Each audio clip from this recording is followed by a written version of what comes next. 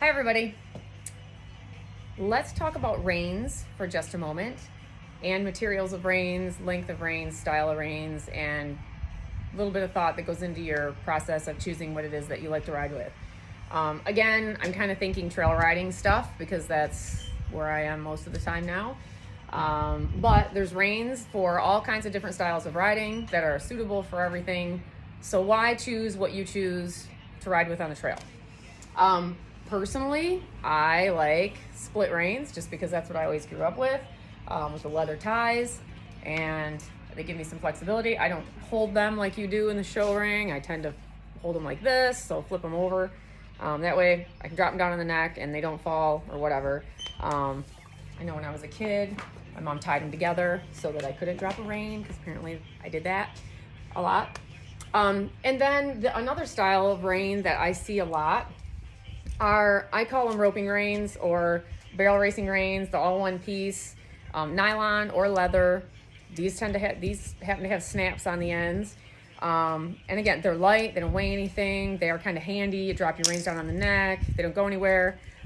People even put a little piece of leather on here, so if your horse wants to drink, your mule wants to drink, you can kind of let that rein down without, leaning way forward when they're trying to get a drink.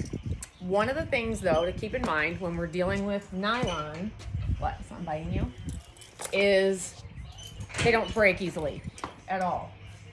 So if we're in a bind somewhere, you're in the water, the horse is playing, striking, or swimming, or something, they put a leg through it, there's not much that's going to give on those reins. These, however, do have a little leather tie that goes through to hook on the snap. So I would imagine that's going to be the weak point of these reins. So something to think about as far as having this little end piece on there. These break, you can replace them. I mean, obviously you don't want them to break if you're pulling on your horse and they're running off with you or something, but we hope that doesn't happen either. But if you're thinking about, safety as far as being able to break free of something that's hooked to their face, hooked to the bit, they're not going to probably put a ton of pressure on that unless they're totally panic stricken. These would still break free. So I like those, but just for different reasons. These are similar. They're nice. They feel nice. These are nice to ride with. I really like these. These are like Tractor Supply specials. But if you use this kind of loop at your bit, there is actually no weak spot of these reins. So if these are hooked hard and you don't have a snap to undo or a piece of leather that ties this on, you definitely have something that's not going to give. It's not going to break if there is an emergency. So just something to keep in mind. Rommel reins are pretty awesome too, or Rommel reins, however people say them. They don't have to be the fancy braided kind. They make them in just leather. But again, those come together, so it's kind of nice. And then you got that leather tail on there that gives you that extra space if you need to give them their head to get a drink or something. They're not going to fall on the ground. And again, they make those out of materials that will break if you are in a bind and needed it. So just something to think about. Nylon versus leather. I'll do a couple other talks on different pieces of tack with nylon versus leather.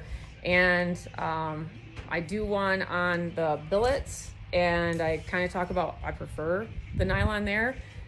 With reins, I tend to prefer leather. If you're going for lightweight or something that can take water, though, nylon's the way to go. And keep in mind, if you're concerned about something that can break free if you need it to, put that into your formula too when you're picking your reins. So just something to think about. Thanks. Bye.